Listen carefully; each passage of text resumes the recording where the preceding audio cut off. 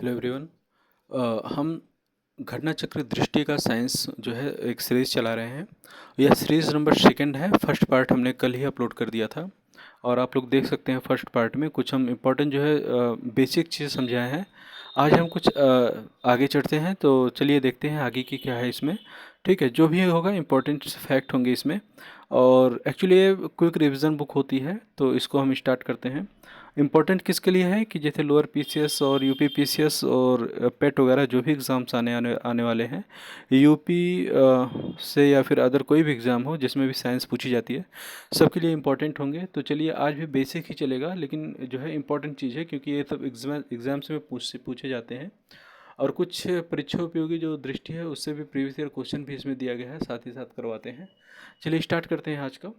ठीक है, तो इसमें है पादप जगत। ठीक है, जिसमें तो थैलोफाइटा। थैलोफाइटा क्या है? जैसे सरल शारीरिक संरचना, वास्तविक जड़, तना तथा पत्ती का अभाव, संवहनीय ऊतकों की अनुपस्थिति होती है इसमें। शैवाल, बैक्टीरिया, कवक और इसमें सर्वव्यापी हैं। ठीक है, इस सब जगह पाए जाते हैं सर्वव्यापी। शैवाल का अध्ययन शैवाल विज्ञान एल्गोलॉजी अथवा फाइकोलॉजी कहलाता है। और उदाहरण जैसे स्पाइरोगाइरा है। ठीक है, थैलोफाइटा के उदाहरण है। सेकंड आता है ब्रायोफाइटा। ठीक है, यह जल, स्थल और चर तीनों जगह पाए जाते हैं। अन्य नाम है वनस्पति जगत का एम्फीबिया। क्या है नाम? वनस्पति जगत का एम्फीबिया। ठीक। संवहनीय ऊतकों की अनुपस्थिति में ये होते हैं। भारतीय ब्रायोफाइटा विज्ञान के जनक प्रोफेसर SR कश्यप थे। उदाहरण इनका क्या है? जैसे मास, लिवरवर्ट, मर्केसिया, इनके उदाहरण हैं। यहाँ पे कुछ इंपॉर्टेंट जो है फैक्ट दिए गए हैं परीक्षोपयोगी दृष्टि से। जैसे पांडा भी उसी कुल का है जिस कुल का भालू है। ठीक है, ये भी इंपॉर्टेंट है। चींटी, हाथी, डॉल्फिन तथा मानव में से वह जिसका मस्तिष्क उसके शरीर के अनुपात का में सबसे बड़ा होता है, तो वह होता है चींटी का। एक्चुअली ये सब प्रीलिम्स जो है यूपी पीसीएस प्रीलिम्स में ऐसे क्वेश्चन अक्सर उठाए जाते हैं, या लोअर पीसीएस या फिर यूपी ट्रिपल एससी के किसी भी एग्जाम्स में तो ऐसे क्वेश्चन उठाए जाते हैं। नेक्स्ट है वह जीव जिसकी कुछ प्रजातियां कवकों, कृषकों के रूप में जानी जाती है, तो है चींटी। ठीक है, जब चींटियां काटती हैं तो अंतःक्षेपित करती हैं फार्मिकम्ल, यानी चींटियों में कौन सी अम्ल पाई जाती है? फार्मिकम्ल पाई जाती है।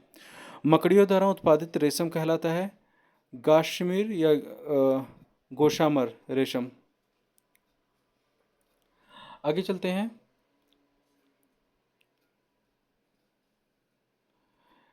टेरिडोफाइटा क्या है? ठीक है, टेरिडोफाइटा संवहनीय ऊतक उपस्थित होता है इसमें। अन्य नाम इसका क्या है? वनस्पतिक सर्प, यानी बॉटनिकल स्नेक इसको कहा जाता है। उदाहरण क्या है इसका? फर्न, हार्स्टेल, मर्सिलिया, इसके उदाहरण हैं। थर्ड है जिम्नोस्पर्म। जिम्नोस्पर्म क्या होता है? जिम्नो मीन्स होता है नंग, स्पर्म मीन्स होता है बीज, अर्थात नग्न बीज के पौधे जो होते हैं उसको जिम्नोस्पर्म कहा जाता है। और यह क्या बहुवर्षीय एवं सदाबहार पेड़ होते हैं। उदाहरण में कहते हैं पाइनस, साइकस, ये उदाहरण है इसके। पादप जगत में सबसे बड़ा बीजांड क्या है? साइकस का है। किसका है? साइकस का है। ये इंपॉर्टेंट फैक्ट है, इसे नोट करिएगा, साइकस का है। सही कथन है इसमें, देखिएगा एग्जाम दृष्टि के इंपॉर्टेंट है। फीताकृमि, फीताकृमि यानी कि उभयलिंगी। ठीक है, इसका थोड़ा सा हम और बड़ा कर दे रहे हैं। ठीक, फीताकृमि उभयलिंगी। और गोलकृमि के अलग लिंग सेक्स होते हैं। तो फाइलेरिया सूत्रकृमि निमेटोड से होता है। गिनी कृमि सूत्रकृमि से होता है। ठीक है, फाइलेरिया जो है सूत्रकृमि से होता है। इसे देखिएगा, वह ग्रुप जिसके जंतु प्रायः रात्रि चक्र यानी कि नॉक्टर्नल होते हैं, तो मच्छर, चमगादड़, उल्लू ये नॉक्टर्नल होते हैं। निम्नलिखित में से प्राणी जगत पर विचार कीजिए। प्राणी जगत पर विचार कीजिए। सिंह जो है, पुच्छी मकाक, मालाबार शिवेट और सांभर हिरण। उपयुक्त में से जितने आमतौर पर रात्रिचर हैं या सूर्यास्त के बाद अधिक सक्रिय होते हैं और मालाबार शिवेट होते हैं। ठीक है, मच्छर के बारे में निम्नलिखित कथनों पर विचार कीजिए। केवल नर रक्त चूसते हैं, केवल मादा रक्त चूसती हैं, मादा पौधों का रस चूसती हैं, और मादा की अपेक्षा नर के डैने बड़े होते हैं। डैने मीन्स जिससे वो खून को जो है रक्त को चूसती हैं। तो इसका आंसर क्या है कि मादा की अपेक्षा नर की अपेक्षा मादा के डैने बड़े होते हैं। तो इनमें से केवल 2 और 5 सही है, बाकी जो है गलत है। एंजियोस्पर्म पे आते हैं। एंजियोस्पर्म क्या होता है?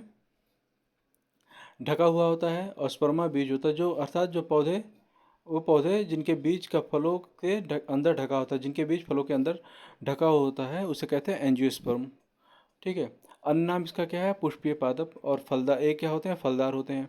उदाहरण क्या है? जैसे आम, अमरूद, पपीता, ऐसे इसके उदाहरण हैं। पादपों के भेद क्या है? जैसे क्रिप्टोगैम क्या होता है, फेनेरोगैम क्या होता है? देखिए, क्रिप्टोगैम में अप्रत्यक्ष जननांग होते हैं, बीज उत्पन्न करने के अक्षम होते हैं ये। और उदाहरण जैसे थैलोफाइटा, ब्रायोफाइटा और टेरिडोफाइटा। फेनरो में क्या है? फेनरोगैम में क्या है? पूर्ण विकसित जननांग होते हैं, बीज उत्पन्न करने में सक्षम होते हैं ये लोग। और उदाहरण है जिम्नोस्पर्म और एंजियोस्पर्म। नेक्स्ट आते हैं हम लोग पादप पादप जगत का वर्गीकरण। पादप जगत का वर्गीकरण इस पार्ट पे आते हैं। जैसे विभेदित पादप शरीर, इसके कितने हैं? बिना संवहनी ऊतक के। जैसे हैं बिना संवहनी ऊतक के, क्या होता है? ब्रायोफाइटा। और संवहनी ऊतक युक्त क्या है? बीज रहित जो है टेरिडोफाइटा। और बीज युक्त नग्न बीजी जिम्नोस्पर्म। फलों में बंद बीज वाले को एंजियोस्पर्म कहते हैं। और द्विबीजपत्री क्या होता है? 2 बीज पत्र वाले बीज, जैसे चना, अरहर, मटर, सेब, देखते होंगे 2 बीजपत्री होते हैं लोग। एक बीजपत्री क्या होते हैं? जैसे धान, जौ, मक्का, एक बीजपत्री होते हैं। ठीक है। यहाँ पे परीक्षा दृष्टि से कुछ इंपॉर्टेंट फैक्ट दिए गए हैं, इसको देखते हैं। नर की अपेक्षा मादा के डने बड़े होते हैं, जो अभी हमने बताया है कि ये मच्छर के बारे में बताया गया है, मॉस्किटो के बारे में। मादा एनोफिलीज को मादा क्यूलेक्स से अलग किया जा सकता है, क्योंकि वह बैठती है आधा स्तर एक साथ कोण पर। ठीक है, आधा स्तर एक साथ कोण पर। जहाक या हेजहॉग, शैल मूषक, मार्मॉट और वर्जशल्क, पेंगोलिन में से वे जीव जो परभक्षियों द्वारा पकड़े जाने की संभावना को कम करने के लिए स्वयं को लपेटकर आगे सुभेद अंगों की रक्षा करते हैं। तो जाहक और वज्रशल्क, ये दोनों, वज्रशल्क देख रहे हैं, वज्रशल्क, इससे पता चलता है जो है अपने अंग का रक्षा जो है उसी से करते होंगे। ठीक है, वज्रशल्क। बंदर, मच्छर, मछली तथा मेढक में से 3 प्रकोष्ठ वाला हृदय होता है, तो होता है मेढक में। 3 प्रकोप वाले जो है हृदय, वो मेढक में होते हैं। अब हम लोग आते हैं प्राणी जगत में। प्राणी जगत का वर्गीकरण। ठीक है। कोशिका स्तरीय संरचना, जैसे संघ पेरिफेरा, एक कोशिका स्तरीय संरचना है। ऊतक अंग और अंग तंत्र संरचनीय वाला, जैसे क्या होता है? कूट देह यानी गुहाधारी निमेटोडा। बाह्य त्वचा एवं जठर त्वचा के बीच देहगुदा का अभाव अनुगृह। प्लेटी हेल्मिनिथीज और सिलेंट्रेटा, है ना। देह गुहाधारी क्या होता है? ये जो है देखिएगा, इसमें से सिनोप्सिस में बनाया हुआ है। मीशोडर्म की कोशिका, अंतःस्तर की थैली से देहगुहा बनना। जैसे एनिलिडा, मोलस्का, आर्थ्रोपोडा, ये सब क्या है? मीशोडर्म कोशिका के विकास से, मतलब इनसे होता है विकास। अंतःस्तर थैली से देहगुहा बना होता है। जैसे नोटोकार्ड युक्त, जैसे कार्डेटा। नोटोकार्ड विहीन यानी इकाइनोडार्मेटा। ठीक है, इसमें स्टारफिश आती है।